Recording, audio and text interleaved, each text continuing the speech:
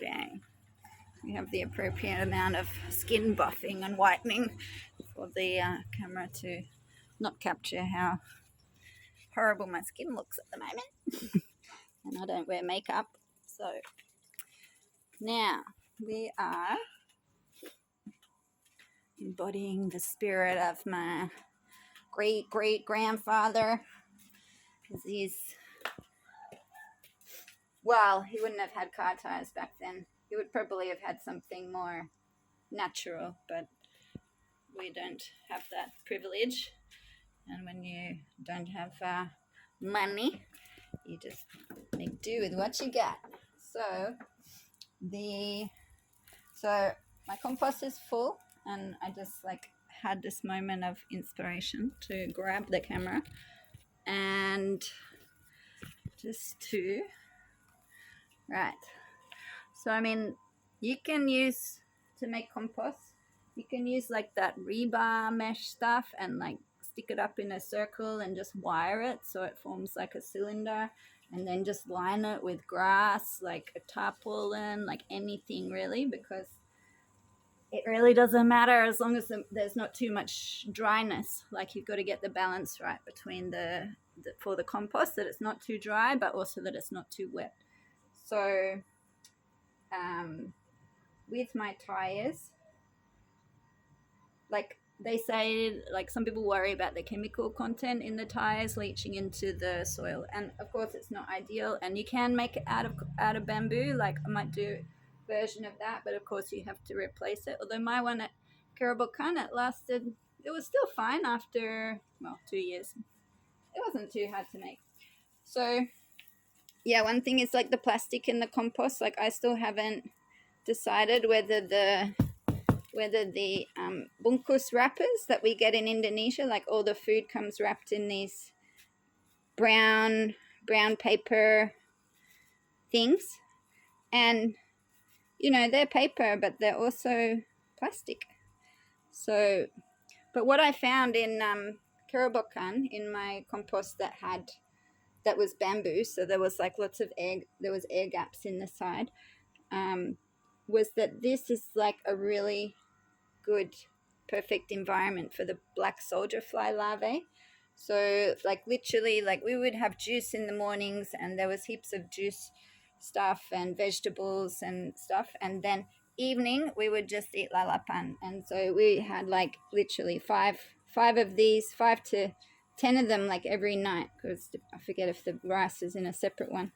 So there was lots of this. Like when I just the black soldier fly, they eat it and process the compost so fast. Like they're amazing, and they're not a pest, and they don't smell. Like, I mean, if I could have caught them and fed them to chickens, I would have, because I think they're really perfect chicken food.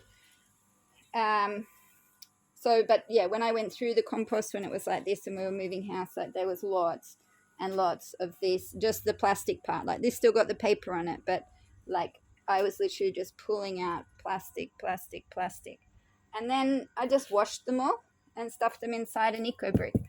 But I guess the thing is, I'm not sure if a lot of estrogens from the plastic have already leached into the soil or not, because that's the biggest thing, I think, with plastics going into the environment, is that they have synthetic estrogens. So we absorb whatever our food absorbs, and whatever is in our ecosystem like comes into our bodies. So the synthetic estrogens, like they did studies like quite a few years ago on amphibians, invertebrates in the environment that had been exposed to like plastic estrogens, and they found that it feminized the species of frogs. So frogs were the main biological indicator, and the frogs were becoming more feminized. There was lower ratios of males being born, and the males that were born were more feminized. So, I mean, compare that to how our society is going.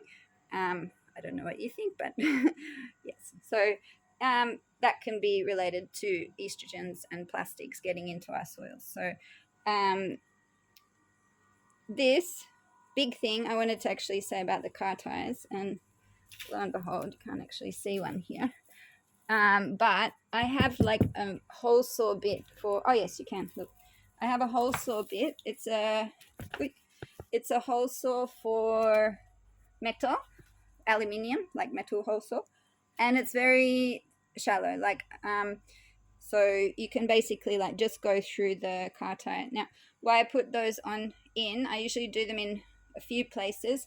And actually I found now, like, I reuse those rubber washers for washers in the bamboo. So my house, it doesn't have any metal bolts. It's just got a bit of metal down here, down the bottom. But in the modern, oh, there's one. In the modern, I think so, yeah. In the modern style, so see there, because this is an extension, there's a few bolts there. I use those washers like first, I'll do a tutorial on it, but it basically, because you got a flat washer, and then if you tighten the screw too tight, like it's like a point pressure on the round surface of the bamboo. So I put them on so it kind of like, as you tighten the nut, it spreads the pressure of the, because you want it tight, like, but not too tight, to spreads the pressure so the bamboo doesn't crack. So yeah, you can never have too many of those things, because it's very good also when you're starting, because often people like over tighten the bamboo, over tighten the screw bolts, and pop, like you hear the bamboo crack. So yeah, oh look, little baby somethings. So my compost isn't too bad. There's a lot of beetles in it, so I'm just changing this one over to there. I'm going to get some soil out of the bottom. Hopefully there's some soil in there, making the, you know, got trees growing out of the back one, so I'm going to move them. And this is my vertical garden over here. And yeah, this system is like by no means perfect. It's another variation like on how to hang these babies. And yeah, because these have dried out and like been a bit neglected when I was up at Balaga, can't seem to get a watering system going very well. Not one that's automatic anyway. And so they've got a few cracks in them. Like this one, I like this design, but it's a little bit time consuming to make it. This one's way easier. But of course you're going to have weeds and stuff. And this is using soil, but like underneath I've actually got this shade cloth. Under that I've got pumice rocks in there. And yeah, I've just been trying out like here, these ones are growing pretty well and my pen writing's fallen off. But this was some ones we did age ago. This is just kangkong, celery, hi, coriander, that was basil. No, it's not, because it all died. This was the low, and now I forget if that meant like low stones. And then this one had higher stones and less soil. Yeah, so I was kind of like playing between the level to put, how thick to put the pumice, and I like to use soil, so you know, I'm just old school. And even though it's like probably going to make the gardens rot faster, these ones were out the front before, they're sort of like over and done but still alive, and I'm slightly anally retentive. I have problems throwing things. I have to just keep reading them and reading them, you know. I probably just trying. So yeah, the main thing was about these tires. Yeah, you can see one there. That was when I was first. These are actually from when I had my bamboo bath here. This is where my bamboo bath was when I built this house, like along here, past that bathroom. It's like all the way down to here, and you can still see the line here. So yeah, that's when I discovered like that you actually need a lot of treatment to treat bamboo. And at that time they'd made borax illegal in Indonesia, so I couldn't get hold of it. And I used a product instead called Freemite, which is made, now it's called Pest Hammer.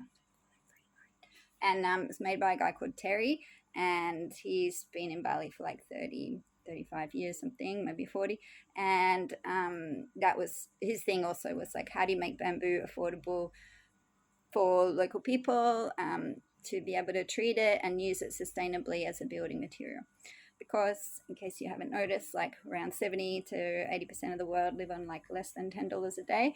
And, you know, with our lifestyles and our privilege, like it's very hard to grasp how expensive it is to even just build your house, to live, like that sort of thing. So if bamboo can be made more affordable and last a long time, because that's also a major reason why people don't want to use it, because it's considered a temporary material. So giving local people access to you know, types of ways to treat bamboo, and for it to be able to be done at a village scale, like in the village, like before people move into the cities.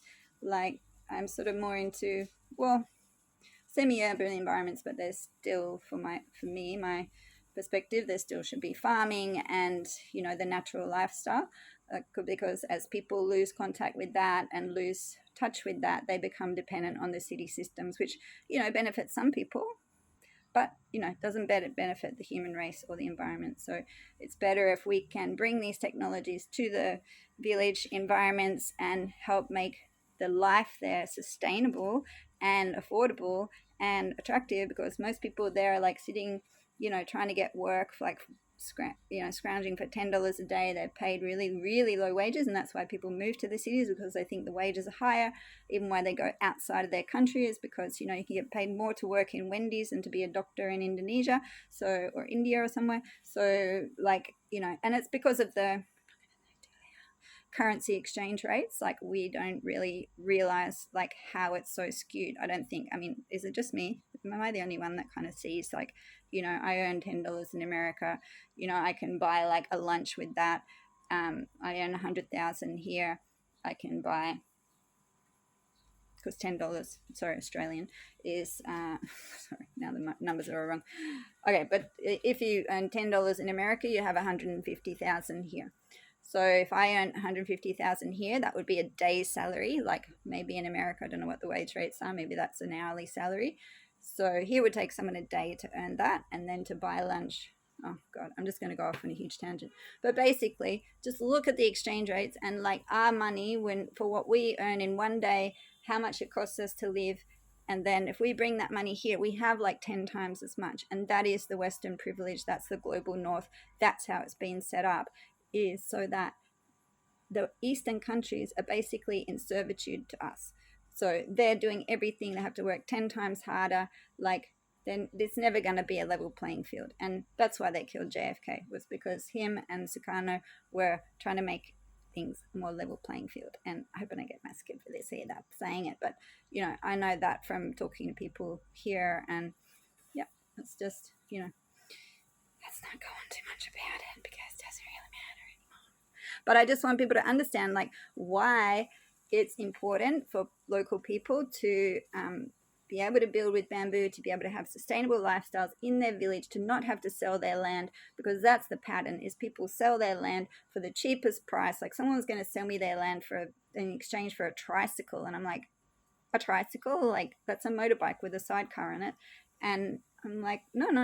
Like, no, you just let us come and stay here on your land. We'll make like a little house or something, and you help me with Freya, and then you know, we just do it together. Like, I still would pay the mum like a salary or ordinary, like a wage or something, and I'll help buy food, or I don't know, you know, there's always these slight variations. But and then, you know, when we've left, like they can rent that out and use that as like a tourist income, like rent it out, and then like sit there trying to get salary for a day, like earning less than $10 Australian even.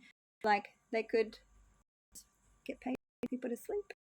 And for me, like, there's so much more value in staying in a natural village, natural environment, to just learn how the people are, like just seeing all the things that they probably think is like boring, or, you know, that's just ordinary. Like, for us it's really interesting, like, because we've lost all these skills, like weaving a pandan mat, like, you know, how they cook something, you know, like different dishes and stuff.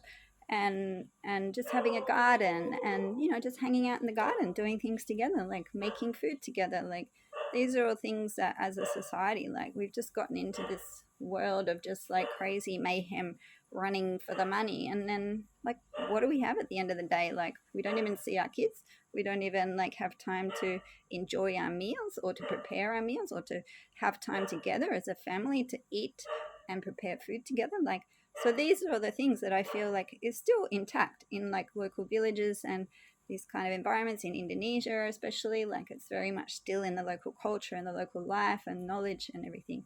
So what am I trying to say? I think I'm going to get back to the compost.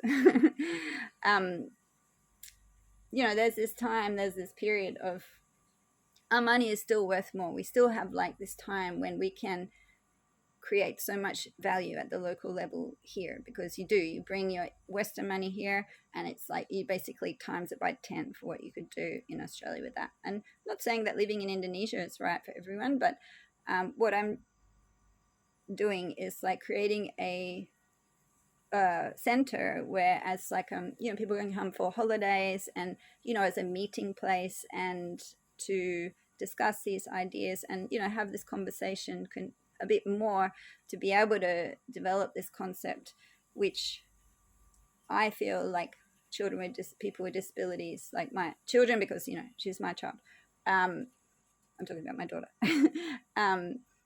have this role. And oh God, I'm not eating, so sometimes the brain cells just take a little bit. I don't know why, I just feel like I'm not hungry and I don't want to eat anything, and then I'm actually kind of like, I don't know, maybe it's this Ramadan vibe. Like, I'm just like happy to just sit and kind of don't have to do anything, don't even feel like just going and getting food. Just like, just happy to sit here. Anyway, going back to the point, so like with this kind of model of a revivement village, it's coming back to that concept of slowing down, doing the things that are natural for us as humans to do, to go into the garden. And people with like my daughter, she enjoys being out in the garden. And when I was doing my farm project in Cairns before I left Australia, like, I had Bhutanese refugees joining us there, and they were just like, it wasn't like it was anyone's specific responsibility, but she was there. I was like hanging out doing stuff. They were all like doing what I couldn't really understand the language. Like, they were doing farming stuff. I was like, watching Prairie in the shed, and playing drums and stuff, and it just seemed like really natural. Just felt like connected, and everyone was doing their thing, and I just didn't feel isolated. And then, like, if she was wandering off or going somewhere, like, I just remember one time, like, she stuck her foot in a bucket and someone was just right there, like, grabbed her hand, hey, like, just helped her. And it just feels so much more natural. I don't understand, like, why our society is not like that anymore. Like, why we don't have that same empathy and same, like, shared sense of responsibility for people with special needs. So yeah, and I mean, that was that general thing is like the general sense of responsibility of, like, hey, are you okay? Like, people would help each other. I don't know why I'm looking over there, looking at my aunts, or they're getting loans, so just put them in those pots, and then they don't have soil yet.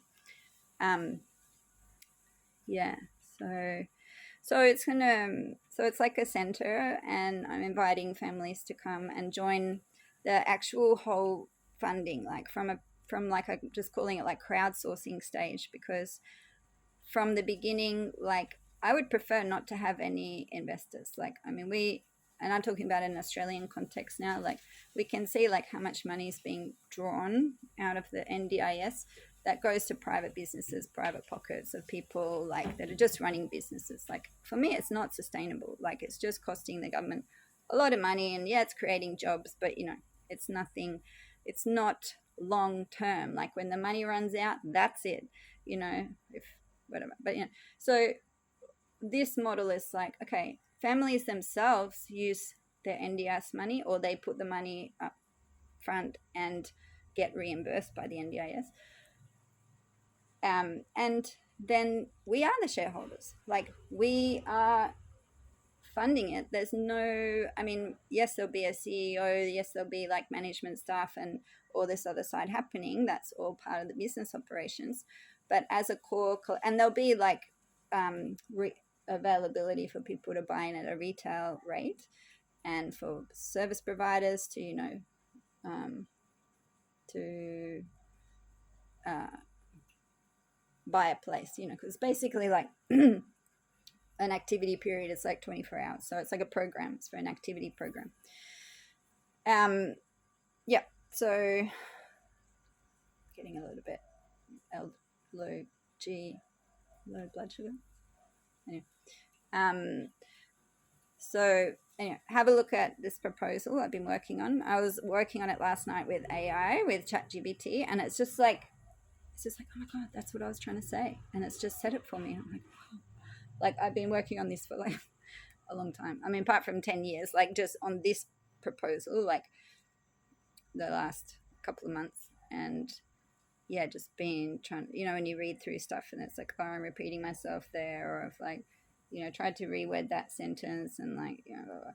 So anyway, so hopefully soon it's going to be ready. It's going to be on my website, and I'm going to put it on bamboocreative.org/revivement. And there'll be, I'm going to make it a membership thing so that you don't have to pay something. If you want to pay something to become a member, you can. It'll be like, you know, pay what you want. And I just want to have a record of who's there, because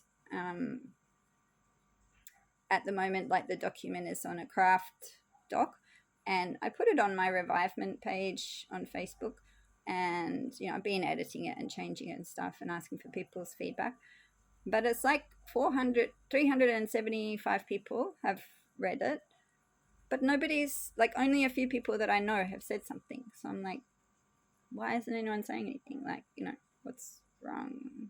My instant trauma response. What's wrong with me? So yeah, I just think I'd like to know who's reading it. I'd like to know their feedback. Like, I don't want, and that's always been my fear, is that like big business will just take the concept and then run with it, and I'll just be left going, and I should work on that fear and release that fear, shouldn't I? Otherwise I might manifest it.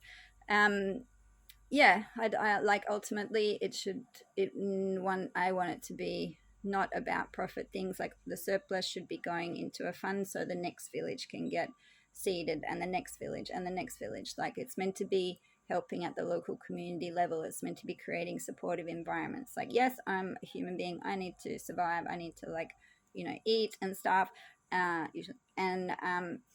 So my business has to make an income. I have staff I have to pay.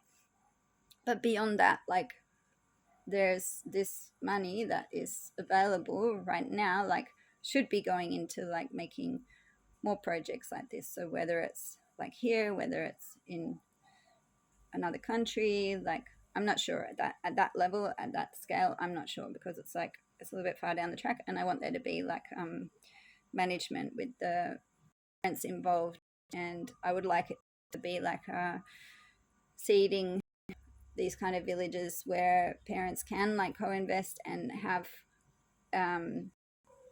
security over, like, the future of their kids. Because, I mean, it's really scary for us as parents to not know where your kid's going to live, like, die. Like, it's hard. It's really, you know, it's like there's nowhere safe for them at the moment. And I think a lot of parents feel that way. So yeah,